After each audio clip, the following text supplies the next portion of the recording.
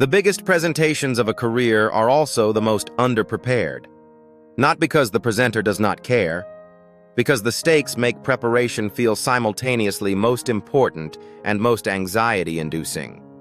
The higher the stakes, the more the brain resists sitting down to prepare. The resistance masquerades as busyness, as not knowing where to start, as a vague sense that more time is needed before preparation can begin. I had a presentation where the outcome genuinely mattered. A significant professional audience. A decision that would be influenced by how I presented. And the knowledge that this was one of those moments where the quality of the performance would be remembered regardless of which way the decision went. I used AI for every stage of the preparation. Not just the content, the research, the narrative structure, the rehearsal process, and the day of preparation that most presenters never do. I walked in more prepared than I had ever been for any presentation in my professional life. Welcome to Tech Talk Tech. We upload every single day with fresh AI strategies. Subscribe now and hit the bell so you never miss tomorrow's video. Stage 1. Audience research. The most common preparation mistake for high-stakes presentations is preparing the content before understanding the audience. Most presenters know their material.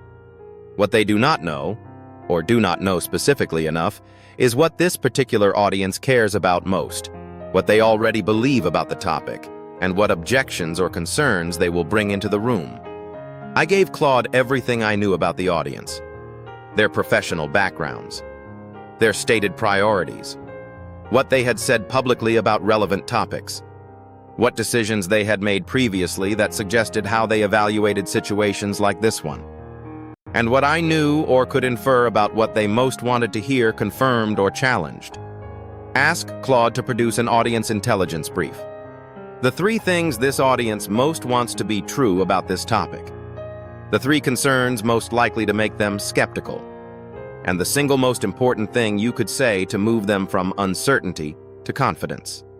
The audience intelligence brief took 45 minutes to produce. It shaped every subsequent preparation decision. Stage 2, the narrative structure. Most presentations fail not because the content is wrong, but because the structure does not create the experience the audience needs to move from where they start to where the presenter wants them to finish. I gave Claude my key messages, the 3 or 4 things I most needed the audience to believe at the end of the presentation, and the audience intelligence brief.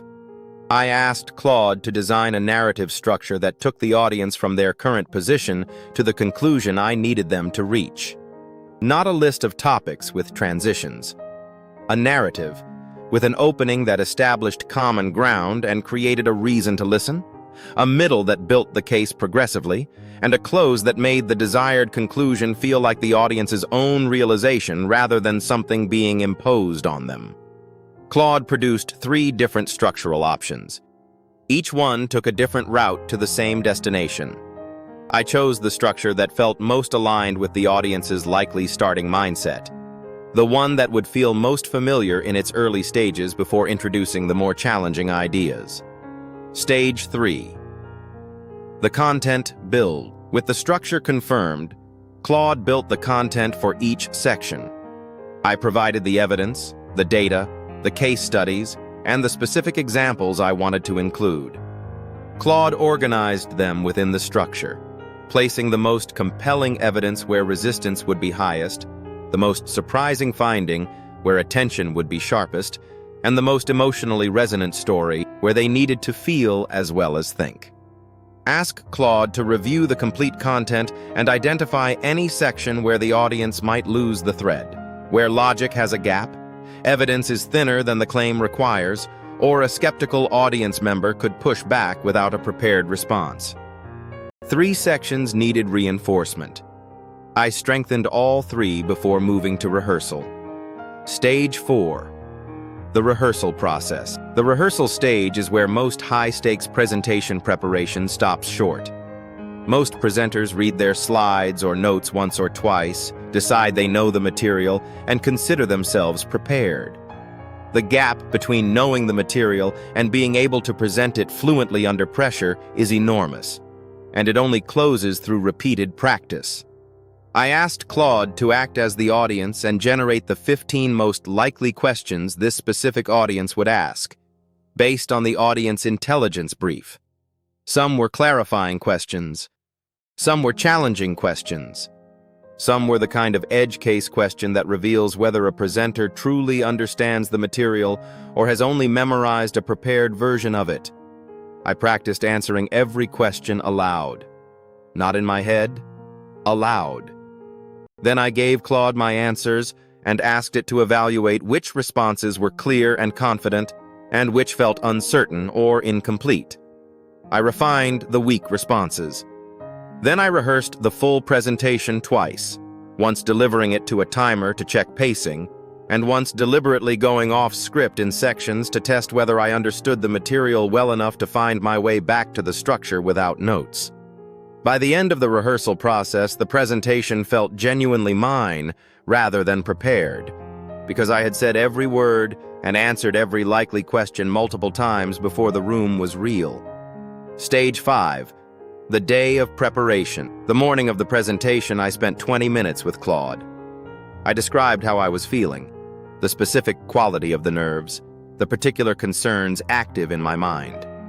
Claude helped me identify which concerns were legitimate and which were the generic anxiety of high-stakes performance that would pass once I began speaking. One concern was legitimate. I spent 10 minutes strengthening one response. The rest I acknowledged and set aside.